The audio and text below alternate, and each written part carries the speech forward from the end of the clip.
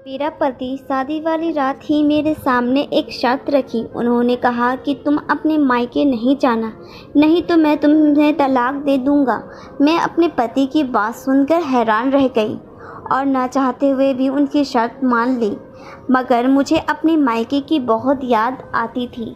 एक दिन मेरा पति काम के सिलसिले में विदेश चला गया था। मैंने मौका देखकर अपने घर वाले से मिलने के लिए चली गई। मैं जैसे ही अपने घर गई तो घर में अंदर देखी तो मेरा पति तो माँ के मैं कमरे में बैठी हुई दुल्हन बनकर अपने पति का इंतज़ार कर रही थी। मेरा पति साहिल जैसे ही कमरे में आया और आकर बैठ गया बेड पर। मैं बहुत ज़्यादा खुश थी। मुझे कब से इस दिन का इंतज़ार था कि मैं अपने पति की हो जाऊं। कब तक दूसरे के दरवाजे पर रहूंगी। अब मेरा खुद का घर हो गया है। अब मैं इस घर की मालकिन बन गई हूँ। ऐसा नहीं था कि मैं अपने घर वाले से प्यार नहीं करती थी, मगर हर किसी को अपना घर छोड़ना पड़ता है। उसका असल घर उसका पति का घर होता है। इसलिए मैं खुश थी कि मैं अपने ससुराल की हो गई। मेरा पति मेरे पास आकर मुझसे कहा कि तुम बहुत खूबसूरत हो। मैं तुमसे कोई चीज़ मांगना चाहता हूँ, क्या तुम मुझे दे सकती हो? मैंने बिना कुछ समझे हुए हाँ कह दिया और कहा कि आप जो कुछ मांगे मैं देने के लिए तैयार हूँ। मैं अपनी जान भी दे सकती हूँ आपके लिए। आप मांग के तो देखें। उसके बाद जो मेरे पति ने मुझसे कहा उसको सुनने के बाद तो मैं तो हक्का बक्का रह गई। कोई पति ऐसा कैसे कर सकता है? मेरे पति ने मुझसे आगे कहा कि तुम मुझसे वादा करो कि तुम कभी भी अपने मायके नहीं जाओगी। अगर तुमने जिद किया मायके जाने के लिए तो तुम मुझसे तलाक लेकर जा सकती हो। मैं उनकी बात सुनकर बहुत ज़्यादा परेशान हो गई कि मैं कैसे अपने मायके वाले को भूल जाऊं, कैसे मैं अपने मायके ना जाऊं। मेरी छोटी बहन और मैं बचपन में एक दूसरे के साथ खेल कर बड़े हुए हैं। एक दूसरे के बिना रहते भी नहीं थे और अपने घर को कैसे भूल जाऊं। मेरी माँ बाप की यादें, मेरी बचपन की जो सब यादें थे, सबको भूल जाऊं। मैं जिस घर में 22 साल रही उस घर को कैसे भूल जाऊं। मैं सब सोचने लगी और मेरे आंखों से आंसू गिर रही थी कि यह कैसा शर्त है। मुझे अपने ही घर जाने के लिए मना किया जा रहा है। मैं अपने आंसू पोंछा और अपने दिल पर पत्थर रखकर मैंने साहिल को शर्त मान लिया और मेरे पति मुझसे बात कहकर वह कपड़ा चेंज कर सो गए। मगर मुझे रात भर नींद नहीं आ रही थी। मेरे पति ने जो मुझसे पहली रात इतनी बड़ी शर्त रखी थी, न जाने आगे मुझे किस कठिनाइयों का सामना करना पड़ेगा। मैं चाहकर भी साहिल की बात को मना नहीं कर सकती, क्योंकि अब वह मेरे पति हैं, उनका बात मानना ही है। सोचते सोचते सुबह हो गई। जब मैं सुबह उठी तो साहिल का मैंने दूसरा रूप देखा। वह मुझे अच्छे से बातें कर रहे थे, मेरा अच्छे से ख्याल भी रख रहे थे। हर बात उनकी मुझसे अच्छी लगने लगी, मगर उनकी एक बात मुझे अंदर ही अंदर खाए जा रही थी। आखिर वह मुझे मायके क्यों नहीं जाने दे रहे थे? यहाँ तक कि मेरा फ़ोन भी मुझसे छीन लिया। मुझे किसी से भी बात करने की इजाज़त नहीं दिए हुए थे। उनका कहना था कि मैं किसी पर भी विश्वास नहीं कर सकता हूँ। मैंने देखा है मायके से ताल्लुक़ रखने वाली लड़कियाँ, वह अपने पति को खुश नहीं रखती। वह अपने मायके के हिसाब से अपने पति को चलाना चाहती है और मैं बिल्कुल भी वैसा पति नहीं हूँ। इसलिए तुम्हें अपने मायके से ही दूरी रहना है। मैं बहुत बार साहिल से कहती कि वैसी मैं लड़की नहीं हूँ, आप जैसा कहेंगे वैसा ही करूँगी, मगर मुझे अपने मायके जाने से न रोके। जब मैं साहिल से कह रही थी तो साहिल ने मुझसे फिर से यह बात याद दिलाया कि तुम अपने मायके जाओगी तो तलाक लेके और पेपर पर साइन करके ही जाना। याद रखना, अगर तुमने अपने मायके में कदम रखा तो मैं तुम्हें हमेशा हमेशा के लिए छोड़ दूँगा। मैं उनकी बात सुनकर खामोश हो गई। मैं फिर उनसे आगे ज़िद नहीं किया। मैंने फिर से उन चौखट पर कदम नहीं रखना और नहीं चाहती थी। मैं उस घर पर बोझ नहीं बनना चाहती थी जिस चौखट से निकल कर आई थी। दोबारा नहीं जाना है। मगर मुझे मायके की याद बहुत सताती थी। मेरी छोटी बहन नायरा मुझे बहुत याद आती थी। वह मेरे बिना एक रात भी नहीं रहती थी।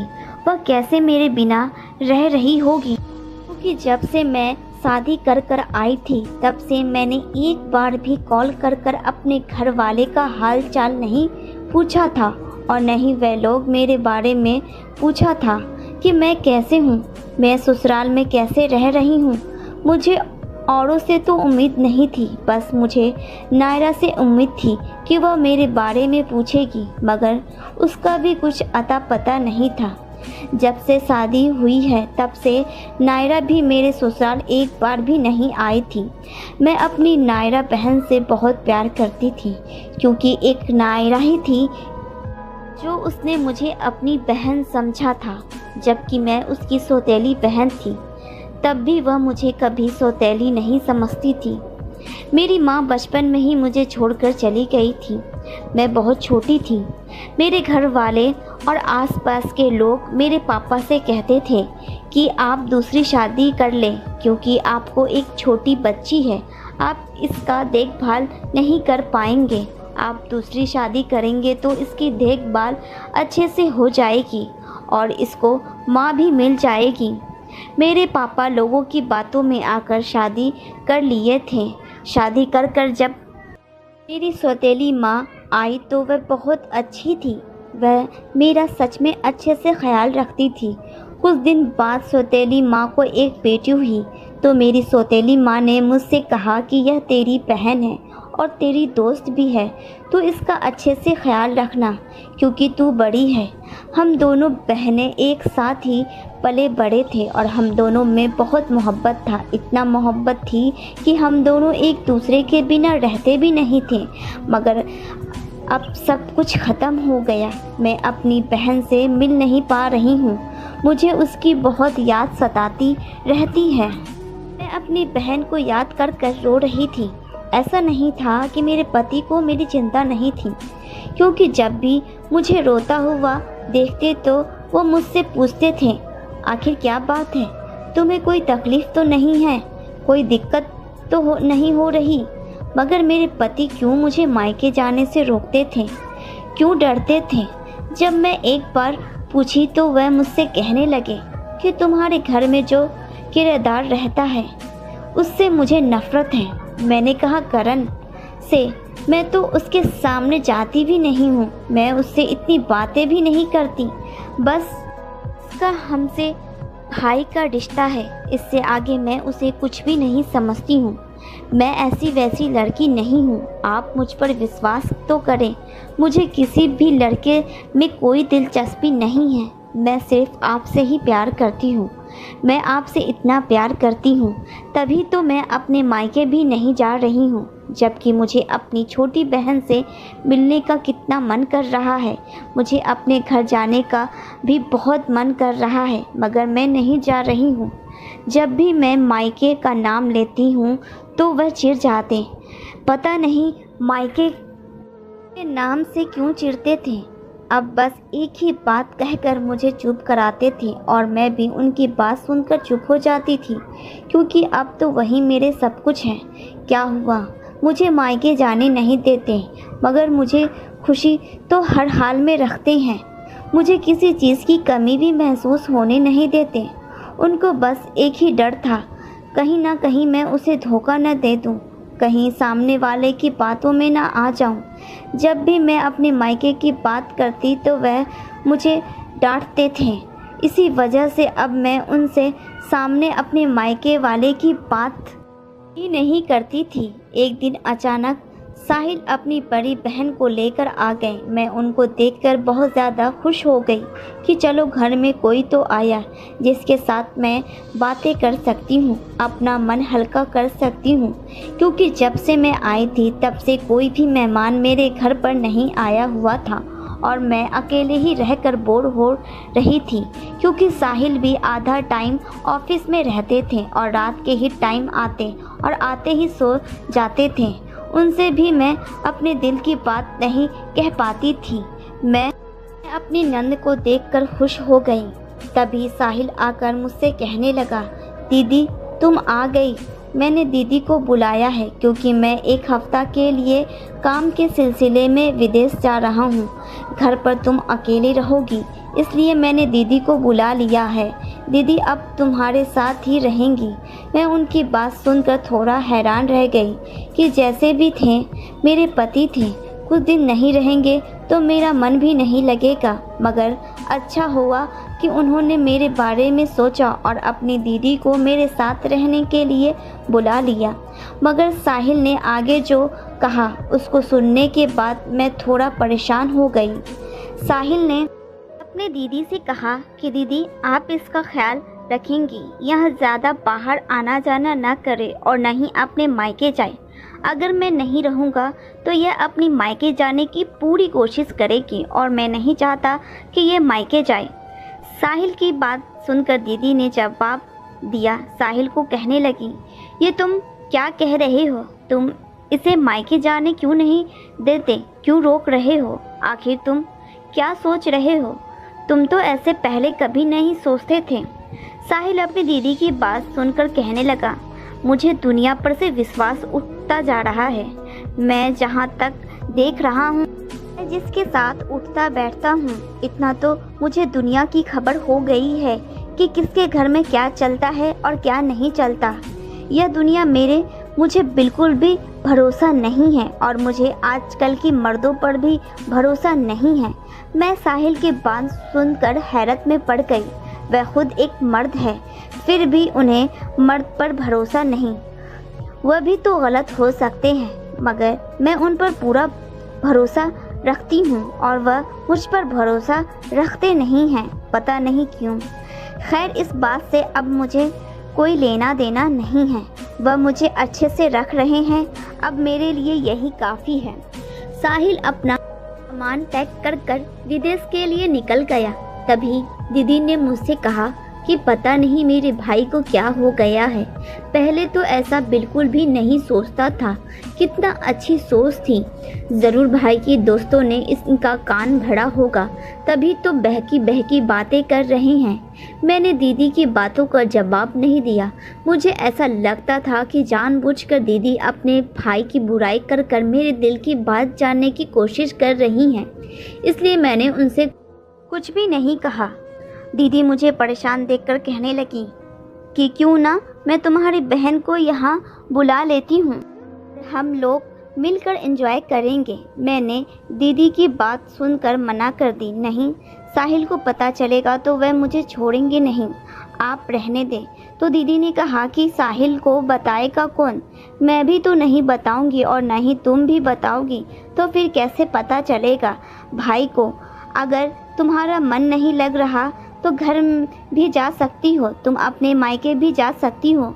मैंने दीदी की बात सुनी, मगर उनकी बात का जवाब नहीं दिया, क्योंकि मुझे कहीं ना कहीं लग रहा था कि साहिल अपनी बहन को यहाँ रख कर इसलिए गए हैं ताकि मेरी खबर उन्हें मिल जाए। जब मैं जवाब नहीं दी तो दीदी ने सामने से कहा कि देखो, मैं किसी को कुछ नहीं बताने वाली। मैं तुम्हें परेशान देख रही हूँ, इसलिए मैंने सोचा कि तुम अपनी बहन और अपनी माँ से जाकर मिल आओ। कितने दिन हो गए हैं शादी कर कर जब से आई हो, एक बार भी तो अपने मायके नहीं गई हो। आखिर वह लोग किस हाल में हैं, जाकर देख कर तो आ जाओ। मैंने दीदी से कहा, नहीं जा सकती, साहिल मुझे तलाक दे देंगे और मैं नहीं चाहती कि मेरे मायके जाने की वजह से मेरी ज़िंदगी बर्बाद हो जाए और मैं साहिल की ज़िंदगी से दूर हो जाऊं। जैसा भी है तो मेरा पति ना, उसकी हर एक बात माननी पड़ेगी। दीदी मेरी बात समझ गई और वह कही, ठीक है, छोड़ो हटाओ, चलो हम लोग ब्यूटी पार्लर चलते हैं। तुम्हारा फेस देखो कितना ख़राब हो गया है, तुम इतनी सोचती हो कि तुम्हारा चेहरा एकदम डल पड़ गया है। हम लोग ब्यूटी पार्लर चलते हैं। मैं भी सोचने लगी कि हाँ, मैं बहुत दिनों से अपना ट्रीटमेंट नहीं कराई थी, इसलिए तैयार हो गई। जैसे ही तैयार हुई दीदी को किसी का फ़ोन आया तो दीदी ने कहा कि तुम चलो, मैं आती हूँ। मैं उन्हें बहुत देर तक इंतज़ार किया, दीदी आने का नाम नहीं ले रही थी, तो मैं खुद ही अकेले निकल गई। ब्यूटी पार्लर में गई, मैं अपना ट्रीटमेंट करवा ही रही थी, तभी मेरी नज़र नायरा पर पड़ी। मैं एकदम से नायरा को देखकर गले से लगा ली, क्योंकि मैं नायरा को 3 साल के बाद मिल रही थी। इन 3 सालों में नायरा बहुत बदल गई थी, वह अपनी नज़रें चुरा रही थी मुझे, मगर मेरा दिल उसे देखकर एकदम से पिघल गया था और मैं नायरा से पूछी कि तुम एक बार भी मेरा हाल चाल पूछने मेरी ससुराल क्यों नहीं आई? आखिर तुमने अपनी सौतेली बहन साबित कर ही दिया। मुझे तुम दीदी दीदी कह के थकती नहीं थी, आखिर तुम इतना क्यों बदल गई?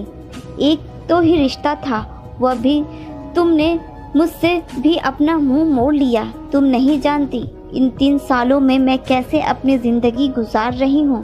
मैं तुम्हें कितना याद कर कर के रोती हूँ। नायरा सिर्फ मेरी बातें सुन रही थी और अपनी नज़रों को चुरा रही थी, वह मुझे कुछ भी जवाब देने को तैयार ही नहीं थी।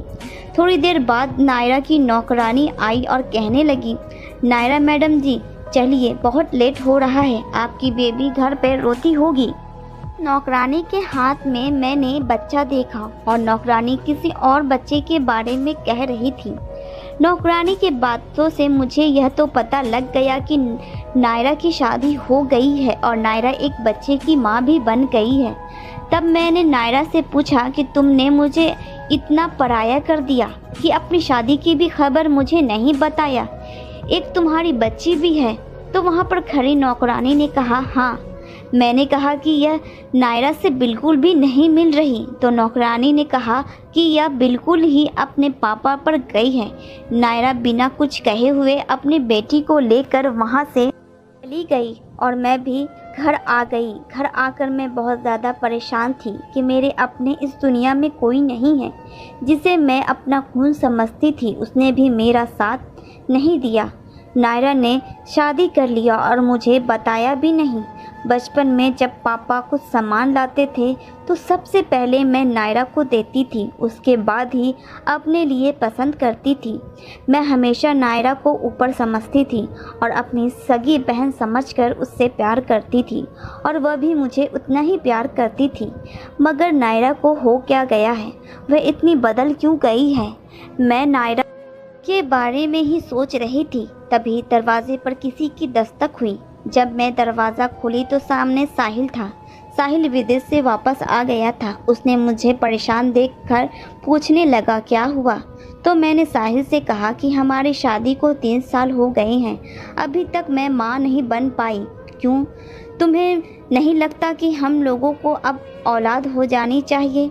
तभी साहिल ने कहा कि हाँ, मैं क्यों नहीं चाहूँगा अब बाप बनना, मगर मैं तुम्हें इस बारे में बोलकर परेशान करना नहीं चाहता था। अगर मैं तुम्हें इसके बारे में टोकता तो तुम बहुत ज़्यादा परेशान हो जाती, इसलिए मैं तुम्हें टोकना नहीं चाहता था, मगर मुझे बच्चा तो चाहिए। मैंने साहिल से कहा कि मैं कल ही जाकर डॉक्टर के यहाँ अपना चेकअप कराऊंगी, आखिर बच्चा क्यों नहीं हो रहा। साहिल ने हाँ कहा, तुम चली जाना। फिर मैं भी सोचने लगी थी कि मेरा कोई अपना इस दुनिया में रहे जिसे मैं अपना कह सकूं। यह दुनिया वाले मुझे रुलाने के सिवा कुछ नहीं दिया और नहीं मेरा अपना खून होगा तो उसे देखकर मैं चैन से ज़िंदगी तो गुजार सकती हूँ। इसलिए साहिल के आ जाने के बाद दीदी भी अपने घर जा चुकी थी और मैं भी डॉक्टर के लिए निकल गई। जब डॉक्टर के यहाँ गई, मेरा रिपोर्ट डॉक्टर ने बताया कि आप सब कुछ नॉर्मल है, आपके अंदर कोई कमी नहीं है। यह बात सुनकर मैं बहुत ज़्यादा खुश हो गई कि चलो मेरे अंदर कोई कमी नहीं है।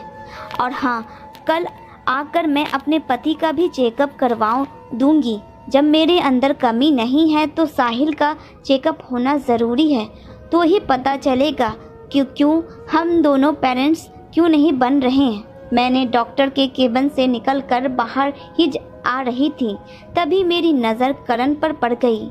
करण डॉक्टर बन गया था। वह हमारे यहाँ रहकर डॉक्टर की ही पढ़ाई कर रहा था। जब करण की नज़र मुझ पर पड़ी तो वह मुझे देखकर कहने लगा, तुम अभी तक अपने पति के साथ रह रही हो, तुम उसे क्यों नहीं छोड़ देती? क्यों तुम्हें लगता है कि वह ज़िंदगी भर तुम्हें रखेगा? नहीं रखेगा। अब तो उसके बच्चे भी हो गए हैं, वह तुम्हारे साथ क्यों रहेगा? मैं उसकी बात सुनकर हैरान रह गई कि वह साहिल के बारे में क्या कह रहा है। मैं उससे आगे पूछना चाहती थी, तभी करण को नर्स कोई आकर बुलाकर ले गई।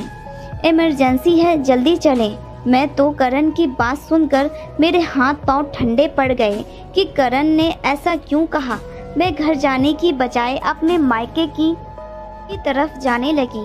आखिर मुझे सच जानना था कि करण ने जो कहा है वह सच है या झूठ। मैंने नायरा को देखा था जिस दिन, तो मुझे शक हुआ था क्योंकि उसके पास जो बच्ची थी उसकी शक्ल साहिल से लगभग मिल रही थी। अब शक तो मायके जाने के बाद ही दूर होगा, मगर दिल में मैं दुआ भी कर रही थी कि मेरा जो शक है वह झूठ हो, क्योंकि मैं अपने पति को बहुत प्यार करती थी, उस पर विश्वास करती थी। यह विश्वास मेरा न टूटे। एक पत्नी का पति पर विश्वास जो होता है उतना ही मैं अपने पति पर विश्वास करती थी। मैं जब बहुत सालों के बाद अपने मायके जा रही थी तो मुझे अपने पुराने दिन ताज़ा नज़र आ रहे थे। मुझे ऐसा लग रहा था कि मैं बड़ी न होती, मेरे बचपन फिर से लौट आए। वाकई में बचपन में किसी चीज़ की टेंशन नहीं रहती थी, सिर्फ खेलना कूदना नाचना गाना, बस यही है हमारी दुनिया रहती थी। काश वह बचपन लौट आए, मगर ऐसा नहीं हो सकता। यही सब सोचते सोचते मैं अपने मायके के गेट के पास आ गई थी। जैसे मैंने दरवाज़ा खोला तो मेरी नज़र मेरी सौतेली माँ पर पड़ी। मेरा पति साहिल मेरी सौतेली माँ के मुंह में खाना खिला रहा था। मैं देखकर हैरान रह गई। यह सौतेली माँ मेरी माँ अपनी तो नहीं थी और न ही नायरा की थी। यह नायरा की मौसी थी, जो नायरा की माँ से बहुत छोटी थी। नायरा की माँ भी हम लोगों को छोड़कर चली गई थी इन्हीं के भरोसे, मगर यह मौसी कहलाने के लायक नहीं थी। यह हम दोनों बहनों को चैन से जीने नहीं देती थी। हर वक्त हम दोनों को ताना कहती रहती। मेरी बहन तुम दोनों का जिम्मेदारी सर पर डालकर चली गई। मेरा घर बसाने की बजाय खुद उल्टा मुझ पर ही जिम्मेदारी डालकर दुनिया से चली गई। हम दोनों बहनों को न जाने कैसी कैसी ताना सुनाती थी, मगर मेरा पति इसे खाना क्यों खिला रहा है।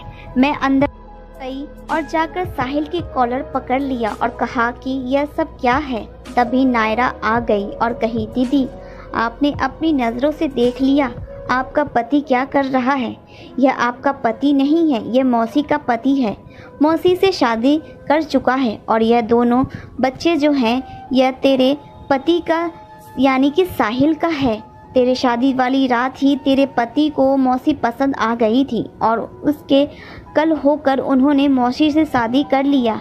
मौसी और साहिल ने मिलकर मुझे धमकी दिया कि अगर तूने बताया तो तेरी दीदी को जान से मार देंगे और तेरी दीदी के साथ साथ तेरे पति को भी मार देंगी, क्योंकि मैं करण को चाहने लगी थी और बिना बताए हुए मैंने शादी कर लिया था, क्योंकि मैं मौसी को जान चुकी थी। मेरी शादी कहीं अच्छे घर में कराने के लिए तैयार नहीं थी, इसलिए मैंने करण से शादी कर लिया और करण और मेरा एक बेटा भी है।